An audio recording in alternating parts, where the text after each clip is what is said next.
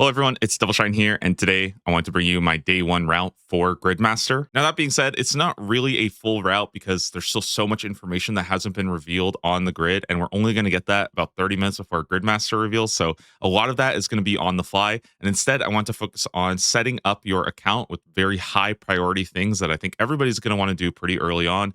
And I say this every year, but I really want this to be a template that you can base your ideas off of instead of something that you should be following step by step by step. I can absolutely guarantee you that within just a few hours of posting this, it's going to be completely suboptimal once we have so much more reveals.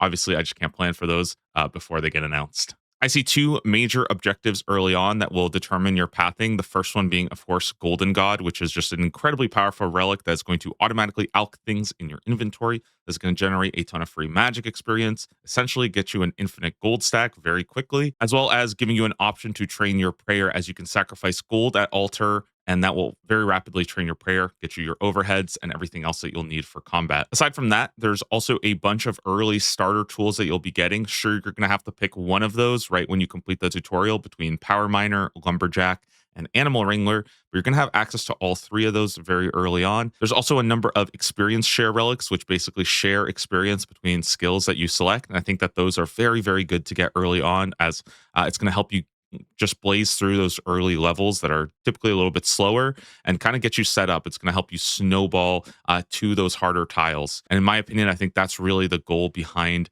Gridmaster, is to, instead of focus on late game optimization and super efficiency, is just think about, how can I get through this as fast as possible and just kind of have fun and bounce from tile to tile to tile. The amount of relics you get, the amount of power ups you get are just absolutely insane. And I think the faster you get those, you're going to feel so much faster, and it's just going to it's just going to be a lot of fun. With that said, I'll be starting with the Golden God block and then transitioning to some of those skilling relics. However, I think you can mix and match this and kind of do it in any order. It's very freeform. It's kind of like you're going to Disneyland and you want to go on all the rides. Like, there's probably going to be an optimal path to go and hit all of them, but at the same time, as long as you're doing it all, as long as you're just moving along, you're still going to have a really good time. You're still going to have a lot of fun. I don't think you need to worry too much about being super efficient right out of the gate. And of course, there's going to be so much that changes. So, feel free to path in, grab the other stuff. Maybe there's a thieving relic, a farming relic, and those are just going to change everything. I can pretty much guarantee it. Now, when you start, you'll be given a Gridmaster tutorial, which will show you all of the basics. However, you'll get a pick between Power Miner, Lumberjack, or Animal Wrangler. I would personally recommend going with Lumberjack or Power Miner, but I think the two are interchangeable.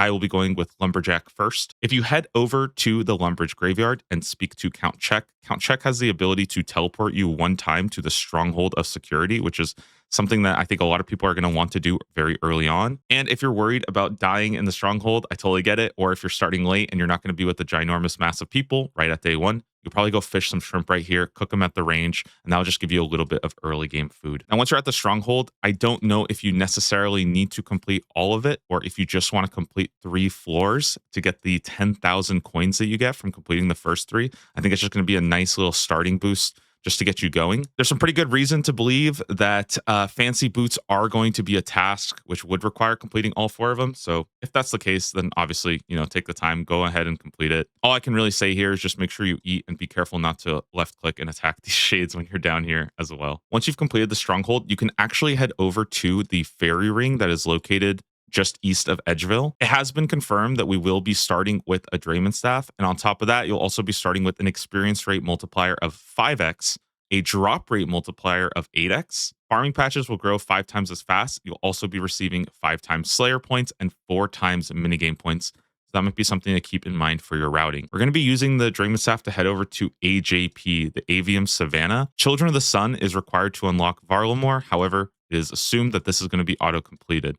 You can also take the Quetzal from Varrock East, but I think this is a little bit faster. Once you're in Varlamore, we're going to begin thieving as we want to get to level 50. Wealthy citizens give the valuables that's required to unlock Golden God. However, in the meantime, we'll be leveling our thieving by going 1 to 5 by pickpocketing citizens, just regular old people. At level 5, you can switch to the Baker Stall. Stalls should respawn fairly quickly on Leagues Worlds, and with so many people doing this at the start, even if you get attacked by a guard, I'm sure that you'll be able to find a way to trap it or maybe go up the staircase to de-aggro it, but you should be fine dealing with this. At level 20, you can switch to silk stalls also in the bazaar. Again, this place is really good. It's kind of got everything for you. And at level 35 thieving, you will switch to the fur stall as well. And this will basically be what you do all the way until level 50. When you're doing these stalls and competing against other players, I would recommend to just click the ground underneath and just kind of spam click.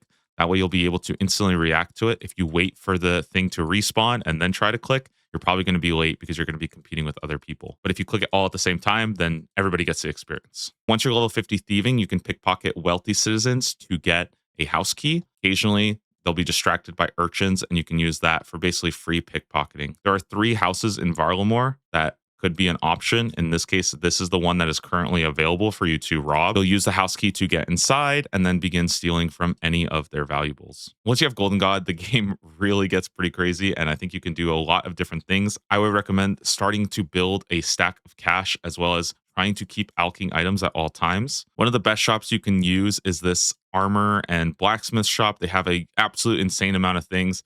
Basically, just buy whatever, alch it, and then keep trying to progress to more and more expensive things, eventually like Addy plate bodies. And I think there's a lot of different ideas about how much you want to be alching or how much you want to be building your cash stack. For me personally, I don't think I'm going to go too crazy here. I think I'm just going to get a couple 100K and then head over to the stonemason, which is located over here. Stonemasons sell very expensive construction items, which is going to be your key to building a absolutely ridiculous cash stack with Golden God, as well as later getting access to those incredibly high experience per hour construction methods. You see here that gold leafs are 130K and marble blocks are 325K. So if you can build up a cash stack of this amount and start working on these, then you'll very quickly see your cash stack go to the millions, if not hundreds of millions very early on. And things like condensed gold, which costs 10 million, will be your key to getting the max cash stack. Again, you don't need to stay and do this. In the meantime, there's a bunch of different skilling activities, such as all of these rocks and a bunch of different, trees that you could be chopping as well. There's even some fish here if you'd like to get started with Animal Wrangler. My final note is that a stack of 400 will last you about an hour of alching. Now, I personally prefer to go for that instead of, just buying like 10 items and constantly having to run back to the shop. You kind of want Golden God and you want that constant alch at all times while you do all your other activities. In the process, you also get Production Prodigy unlocked, which simply requires you to alch any item for more than 30K, and even a single one of these gold leaves will satisfy that requirement. At this point, we can transition to talking about the skilling relics and getting all of your tools set up. Could also do this at the start instead of going and doing thieving. Again, I think it's a little bit up to you, but you head to AIS, you will go over to the Auburn Valley. There's an absolute ton of resources here, a bunch of different trees, willows, oaks, all the way up to maples, and that's definitely what we're going to be looking at. It's a big reason why I'm starting Lumberjack, is I want to hit one of the maples in this area to satisfy the maple log requirements. The other reason is getting over to the crab, which you can very easily get to by using this rowboat to Taltechlin. The Quetzal birds require partial completion of Twilight's Promise, and we are assuming that that is not completed. However, if it is, then that's a pretty good option as well. One thing I forgot to mention is in Taltechlin, there is a magic shop. So if you need to start buying runes, this is a good place to stock up. Hopefully, if you went with Golden God route, you should be able to buy a pretty obscene amount by now. And there's also a staff shop over here in Auburnvale. So if you do want to start doing any kind of magic training, I would recommend picking up a Staff of Air or a Staff of Fire, some Mind runes, and then a couple of the elemental runes like water runes and earth runes, as you might be casting spells down the line. Now, the Gather relic is locked behind witnessing the crab burrow, which happens every 10 minutes. You do not actually have to kill the crab or do like a ton of damage to the crab. You just have to be there when it dies. I think that's what the assumption is right now. So instead of training my combat skills just yet, I would recommend focusing on getting some of your skilling done. There are 3 locations to the crab. The one that we're at right now, this one in the southwest, and then this one over in the east. Notably, this one has a lot of copper rocks that you could be using right at level 1 mining to get going. And if the crab is not at your current location, you'll be able to crawl through the cave to actually get over to wherever it's located. Now, this HP bar isn't really HP, it's just a 10-minute countdown. So what I would recommend you do is check the timer of it. Let's say this is 60%. So we got about 6 minutes left. You have basically 6 minutes to go and skill and do whatever you'd like in the meantime. I would recommend going back to Auburnvale and, just chopping the best tree until you can hit a maple, as that will unlock your second gathering relic and put that into Power Miner. And if you have time after that, or you could probably do this at the same time as the crab, you're probably going to want to start mining. There are some copper rocks located at the southwest, iron rocks at both the southwest and the east one, and this goes all the way up to gold rocks as well over here, which you'll be able to mine to unlock your third gathering relic and then pick Animal Wrangler. If these spots are just insanely crowded, then go ahead and skip this, and instead we'll be teleporting over to the Isle of Souls and mining over there. Or I'm sure there's a million other rocks you could find. Like, this is probably going to be one of those things where, you just find any rocks to mine, any iron rocks, and get yourself to 40 mining. Go hit some gold rocks and you're good to go. But in general, your strategy for mining is going to be mining copper or tin to get to level 15, mining iron to get to level 40, and then mining gold rocks. Now, once you finish that and you have all three requirements, we're not going to be fishing just yet, as I think it makes sense to go and do the Sea Slug quest to get a very quick boost to your fishing level. Again, we'll be using fairy rings, this time to the Tower of Life, DJP. Sea Slug should only take about 5 minutes, and the only requirement is 30 fire making, which you'll passively get while you're training your wood cutting. And the only item requirement is some swamp paste, which we're going to access by actually taking a boat over here from Artie to Brimhaven and then trading the charter ship members that are located over there. I'm sure there's a couple other options like buying it in Port Gazard, but yeah, you can buy swamp paste here and you're basically good to go and do Sea Slug. It should only take you 5 minutes and it gets you to like 39 fishing straight out of the gate. And Sea Slug is located just east of Artie. Nice, easy quest to get done. Now, there's a couple other tasks that are very convenient for us to do at this point. You can take this boat over to Remington and then travel with the cabin boy to actually go over to the Corsair Cove. This is so that we can kill an ogress and get the combatant relic. Ogresses are weak to earth spells, and there are a number of safe spots that you can use. Hopefully this place isn't too crowded. If it is, you might want to move forward and just kind of keep going down the route. Now we can head back over to Remington, and our next goal is going to be to see if we can get the Lesser Demon done over in the Wizard's Tower. Again, I don't know if it's going to be super crowded. Maybe it's going to be a complete mess.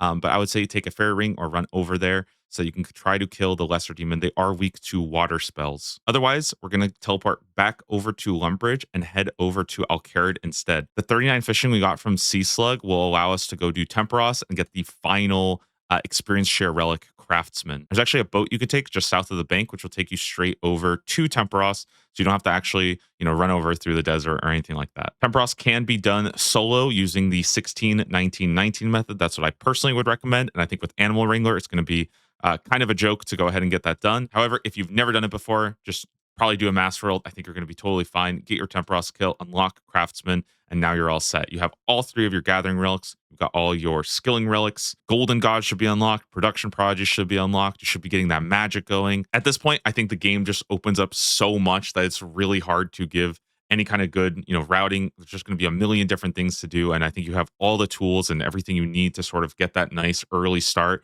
and just get going with the rest of Gridmaster. One thing I would definitely recommend you get done early is head over to Fairy Ring DJR and then go to the clothing shop right here to buy a chef's hat. You can then take a mine cart that's located over here to Port Piscarillas. By now, you should have enough gold through Golden God where you can go to this food shop that's right over here. There's a minecart here in Pisk, and just buy yourself all the fish that you need. Cook that all with Production Prodigy, and that will unlock the Corrupted Shark, which is, essentially infinite food, and that's going to help you with all your PVM. For unlocking overheads, the ZMI altar located north of Castle Wars for some reason acts as the Wildy altar with the boosted experience rates. So this is where you're going to want to go to sacrifice your coins to get your prayer done. And honestly, at that point, there's not really much to talk about because there's not too many other, relics to get done. You go rush Kopesh, try to go farm some Moss Giants for Bryo, get that first column unlock. I'm sure there's going to be so much other stuff that it's, again, I feel kind of dumb talking about it. So really just, enjoy it, have fun,